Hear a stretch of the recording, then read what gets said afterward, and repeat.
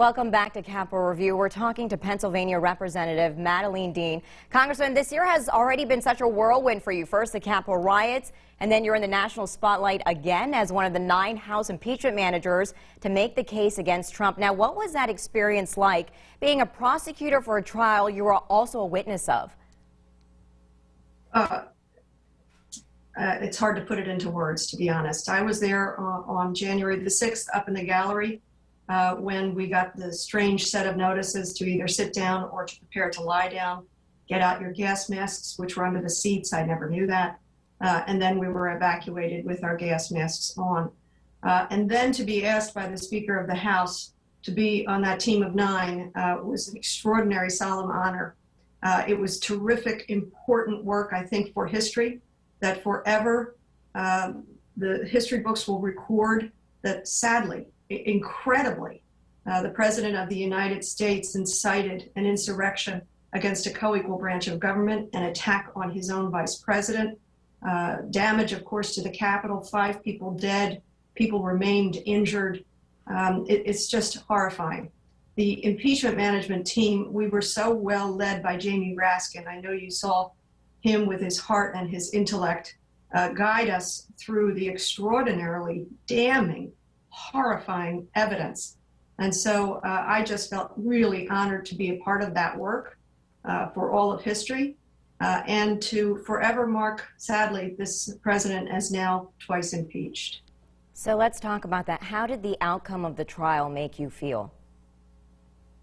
Well, you know, I stood there. I had been a part of the closing arguments, and then I decided I would just linger there on the floor to watch the vote. And you know how it's done. It's done with great solemnity. Each senator stands and voices his or her verdict, guilty or not guilty. And so I was amazed as I listened to the guilty, guilty, not guilty.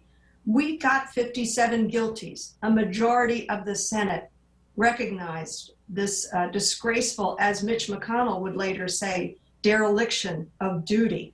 57 saw it clearly with their conscience intact. Sadly, 43 did not. And it appeared that politics and an absence of conscience got in their way. It was very strange to see literally Mitch McConnell stand and say not guilty. And then we left the chamber, went back to our war room, and turned on the TV and saw him stand in that very same spot minutes later with a prepared speech saying that the president was practically and morally responsible for the attack on the Capitol, that it was this is his words, disgraceful dereliction of duty, and yet he was speaking out of both sides of his mouth. I would ask Senator McConnell, who also was guilty of a dereliction of one's duty.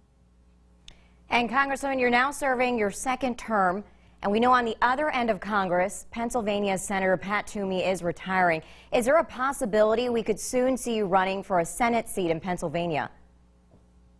Thank you for the question, and it's very nice that people are asking. And I do want to point out that our Senator Toomey, along, of course, with our Senator Casey, voted to convict the president. Right now, as I just told you, I have been so lucky with the work I get to do in Congress. Only in my 2nd term, serving on Judiciary and Financial Services, having a hand among the managers. So I have to tell you, I love my work. I love what I'm doing, serving the constituents of the 4th Congressional District. So I'm just going to keep my head down and continue to do my work, a job I love so well, and a job where I get to make a difference. Congresswoman Harry, thank you both so much for your time and for being here with us on Capitol Review. Thank you for having us. After the break, we check